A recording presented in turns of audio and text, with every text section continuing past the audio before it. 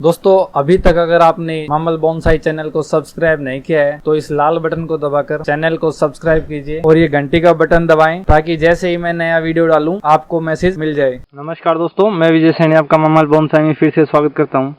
दोस्तों 2 दिन पहले मैंने एक वीडियो डाला था कि जो नर्सरी के जो प्लांट हैं वो हमारे क्यों मर जाते हैं, तो उसमें मैंने आपको कारण बताया था मरने का। तो उस वीडियो पे मेरे पास एक कमेंट्स आया था कि जो प्लांट जो ये मर जाते हैं इसका बचाने का क्या उपाय है। तो आज हम बात करें कि उन प्लांटों को जो चिकनी मिट्टी की रूट बॉल होती है उनको हम कैसे बचाएं, कैसे हम उनको ग्रो करें ताकि वो मरे नहीं जब हम उनको घर पर लेके आएँ। दोस्तों यहाँ मेरे पास एक प्लांट है, देखिए ये प्लांट नर्सरी से लेके आया था मैं। ये कलकत्ता यूपी साइड के जो होते हैं जो चिकनी मिट्टी की रूट बॉल, ये वो प्लांट है। और एक प्लांट मेरे यहाँ का है देसी, देखिए इस पॉली बैग में जो मिट्टी है वो बालू रेत है। दोस्तों ये हेज का प्लांट है जिसको अनर भी बोलते हैं, जिसका वीडियो मैंने एक बार आपको दिखाया भी था, जिसकी मैंने कटिंग की थी। तो देखिए इसके अंदर जो मिट्टी है ये बहुत ही बालू रेत है, बहुत नरम है, तो ये इजीली ग्रो हो जाता है।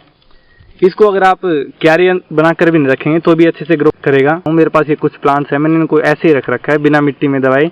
और इसकी जो रूट्स है ये देखिए, इसे शायद 15-20 दिन हुए हैं और इसने नई रूट्स निकालनी स्टार्ट कर दी, क्योंकि इनकी जो मिट्टी है ये इतनी नरम होती है, जो रूट्स हैं इनको बाहर आने में ज़्यादा दिक्कत नहीं होती, जबकि चिकनी मिट्टी इतनी हार्ड होती है कि उनमें से रूट्स को बाहर आने में प्रॉब्लम होती है।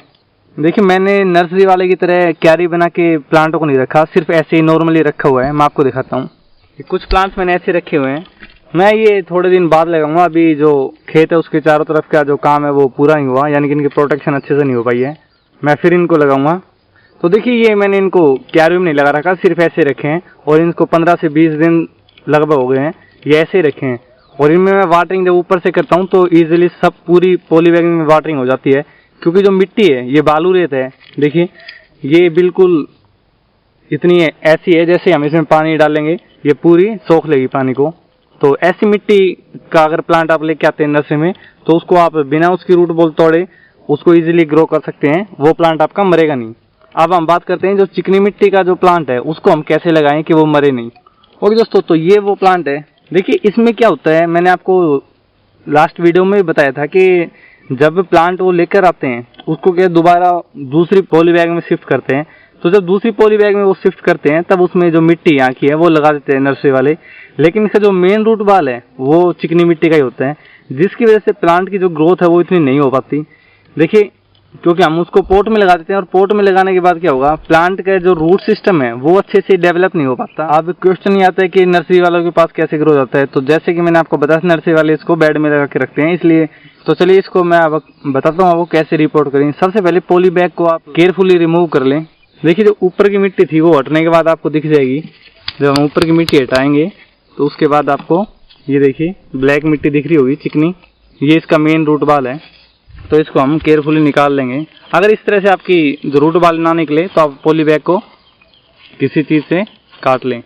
देखिए इसका जो रूट सिस्टम है वो काफ़ी अच्छा नहीं है, बहुत कम इसमें रूट्स आई है। अगर यही प्लांट हमारी जो बालू रेत है उसमें ग्रो करता तो इसका जो रूट सिस्टम है बहुत अच्छा बनता, क्योंकि जो लेमन की जो रूट्स होती हैं वो 5 रूट्स ज़्यादा होती है उसके अंदर, तो उसका जो रूट्स का एक जाल सा बन जाता है। स्टार्टिंग में जब ये प्लांट लेके आए थे उसका जो मेन रूट बॉल था सिर्फ इतना सा था, उसके बाद इसमें ये जो एक्स्ट्रा मिट्टी है, देखिए एक चिकनी मिट्टी की परत और इसमें लगाई गई है, जबकि इसका जो ओरिजिनल रूट बॉल है वो ये है। देखिए इसकी जो मेन रूट बॉल है उसके बाद भी इसकी रूट्स ने बहुत कम ग्रो किया है कि आपको इसकी जो रूट बॉल है उसको थोड़ा थोड़ा निकाल लें। ये इतनी हार्ड है, अगर ये ड्राई हो जाती है तो बिल्कुल पत्थर जैसी हो जाती है। तो आप सोचिए इतनी हार्ड मिट्टी में रूट्स कैसे ग्रो कर पाएगी। बोनसाई के अंदर आपने देखा होगा कि जो कंकर वगैरह है, जो ग्रेवल है, सैंड है, ये क्यों यूज़ करते हैं, वो इसीलिए यूज़ करते हैं क्योंकि उनके बीच में थोड़ा स्पेस होता है, जिसकी वजह से जो रूट्स है उनको ग्रो होने में काफ़ी मदद मिलती है और उसकी एक अच्छी नेबरी जो रूट सिस्टम है वो अच्छा बन जाए, इसलिए वो इस तरह का सॉइल यूज़ करते हैं। दोस्तों इस तरह से अगर आपको प्रॉब्लम होती है निकालने में तो एक आप काम कर सकते हैं, पहले इस रूट बॉल को पानी में भिगो दे थोड़ी देर, उससे क्या ये नरम हो जाएगी और धीरे धीरे पिघलने लगेगी। क्योंकि अगर आपकी जो मिट्टी है वो हार्ड है और ड्राई हो चुकी है तो आप इस तरह से उसको निकालेंगे तो क्या चिकनी मिट्टी के साथ इसकी रूट्स भी डैमेज हो सकती है, तो इस चीज़ का आप ध्यान रखें। लेकिन इसमें इतनी रूट्स है ही नहीं, बहुत कम रूट्स हैं, तो इसको हम इतनी रूट्स इसकी निकाल लेंगे, यानी कि रूट बॉल से आप इतनी रूट्स बाहर निकाल लें कि जो नया सोइल है उसमें वो अच्छे से ग्रो कर पाए। उसके बाद क्या होगा, जब एक बार रूट्स ने आपके नए सोइल में ग्रोथ स्टार्ट कर दी, फिर आपके प्लांट को कोई प्रॉब्लम नहीं होगी। ये दोस्तों इसका जो रूट सिस्टम है बिल्कुल अच्छा नहीं है, इसमें रूट्स बहुत कम है। और देखिए ये रूट्स ड्राई हो चुकी है, इसका कारण भी यही है कि यहाँ तक पानी जो पहुँच नहीं पाता था अच्छे से, जिसकी वजह से जो रूट्स है वो इसकी खराब होनी थी। तो अगर टाइम से मैं इसको नहीं देखता तो ये प्लांट भी मर जाता। यही कारण होता है कि हम जब प्लांट लेके आते हैं नर्सरी से, उसको हम एज इट ऐसे के ऐसे लगा देते हैं पॉट में। दोस्तों मैं आपको एक उदाहरण देता हूँ कि ऐसी रूट्स बाल जो चिकनी मिट्टी है वो क्यों काम नहीं करती। देखिए एक पॉट लिए मैंने और इसमें मैंने सैंड डाली है जो कि वेल ड्रेन सॉइल है। तो इसके अंदर हम इस प्लांट को लगाते हैं। ये देखिए हमने इसको प्लांट को इस तरह से इसके अंदर लगा दिया।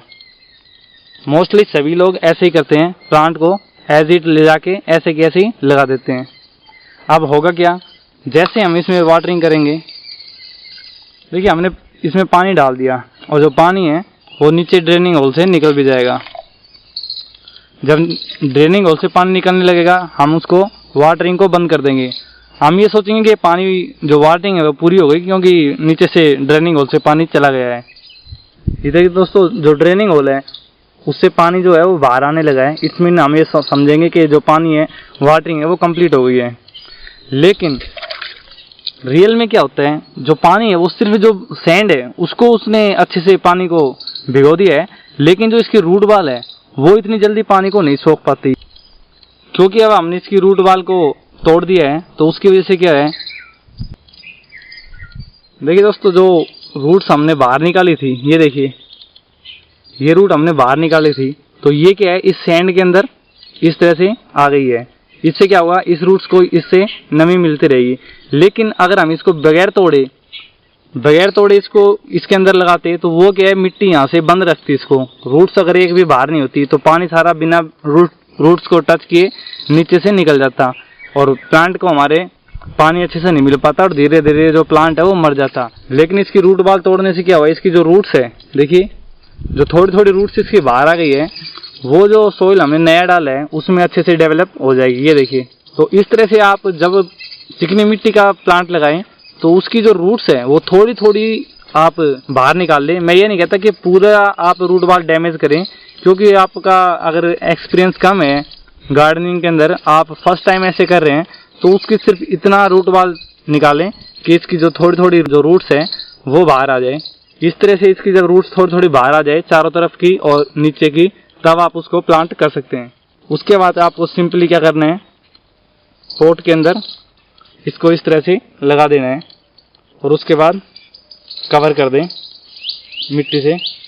आप इसमें सैंड या गार्डन सॉइल कोई भी यूज़ कर सकते हैं।